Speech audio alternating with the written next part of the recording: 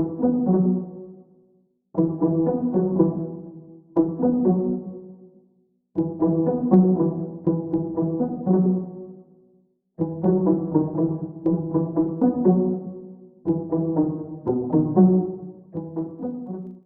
daholo androany isika dia ntaondray raha hiresaka ny mahakasika ny fivoriany ireo solombavam-bahoaka tamin'ny iny herinandro iny a izay nahitana fa tsy nisy nitsipaka ireo solombavam-bahoaka tao ny antenimieram-pirenena tao a manoloana an'ilay findramam-bola 3.6 faingo 10 miliara ariary azo isaina miratsan-tanana araka izany a ireo sisa izay tonga ny vory teny Tsimbazaza. Eo ihany koa ny resaka fakana hetra amin'ny fandefasam-bola nanaovana antsoavo amin'ireo député izany rehetra izany a tamin'ity herinandro ity.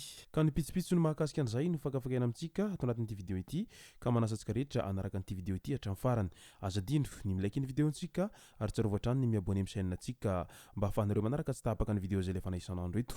Tsy ampendela mo isika fa avy hatrany tonga dia vavany ndao ary.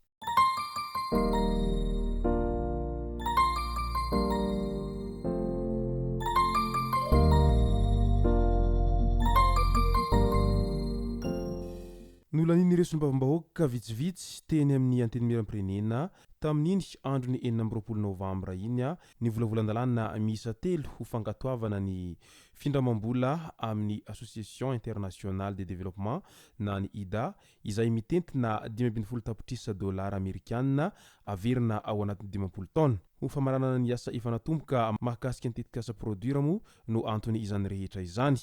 Ho fiarovana ny tanàn'ny Antananarivo amin'ny fiovaovan'ny toetry ny andro, natao ho fanatsarana ny tontolo an-tanan-dehibe, ho fanohanana ny fifandrindrana sy ny fitantanana ary fanaraha-maso ny tetikasa. Findramam-bola mitentina 100 tapitrisa dolara amerikanina amin'ny IDA izay averina ao anaty 50 taona hamatsina ny tetikasa repère izay miompana amin'ny fanamafisana ny fiofanana ara-bola izay entina hiatrehana ny loza voajanahary sy ny loza vokatry ny fiovaovan'ny toetry ny andro toy ny rivo-doza, tondra-drandro, haintany sy ny maro hafa. Findramam-bola amin'ny Fonds International de Développement Agricole na ny FIDA izay mitentina 3 seninala sy 8 hetsy sy 3.20 tapitrisa dolara amerikanina ho an'ny tetikasa ka ny 4.7 sy 5,000 sy 4 sy 1.7 tapitrisa dolara dia fanomezana avy amin'ny mpamatsy vola ary ny 5.7 sy 5,000 sy 1 sy 8 hetsy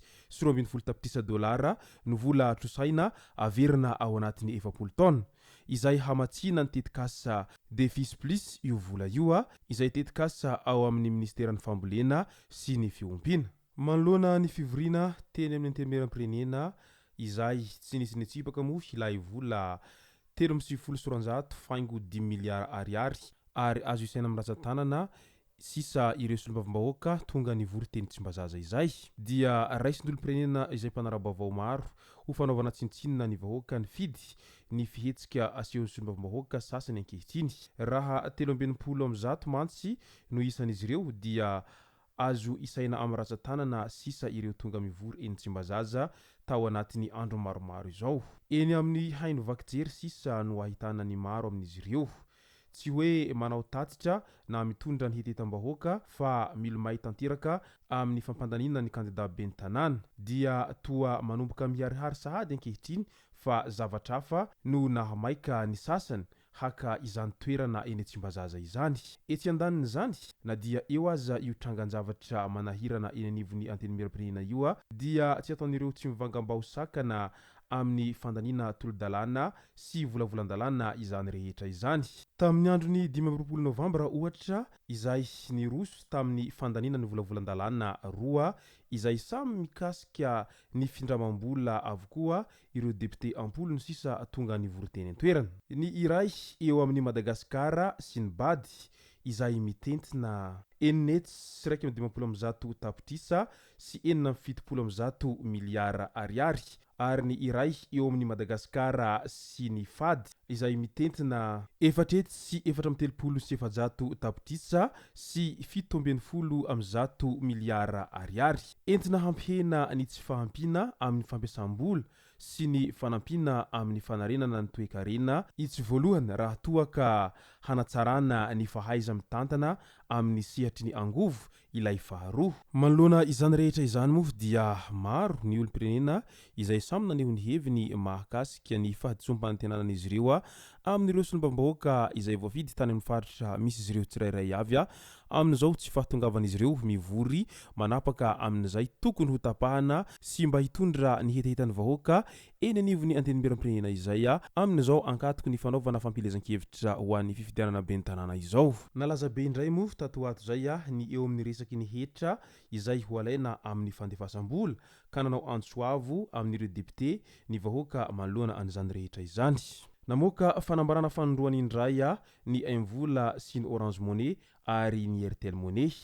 Nanao antsoavo amin'ireo solombam-bahoaka izy ireo mba hiaro ny vahoaka ny fidy azy andaniny sy hanome lanja ny politika mitsinjo ny tombotsoany daholobe amin'ny ankilany. Ireto farany raha teo no tompony teny farany amin'ny fanitsiana sy amin'ny fandaniana ny volavolan-dalàna izay naroso ny mpanatanteraka hoentina mifehy ny fitantanam-bolam-panjakana amin'ny taona ho avy izao. Ireto orinasa ireto dia mitsipaka ny fampiarana ilay hetra ohatra faingo 5 isanjato ka saina halaina amin'ny fandefasam-bola manomboka amin'ny 5,3 ariary izay voafaritra ao anatin'ny volavolan-dalàna ity.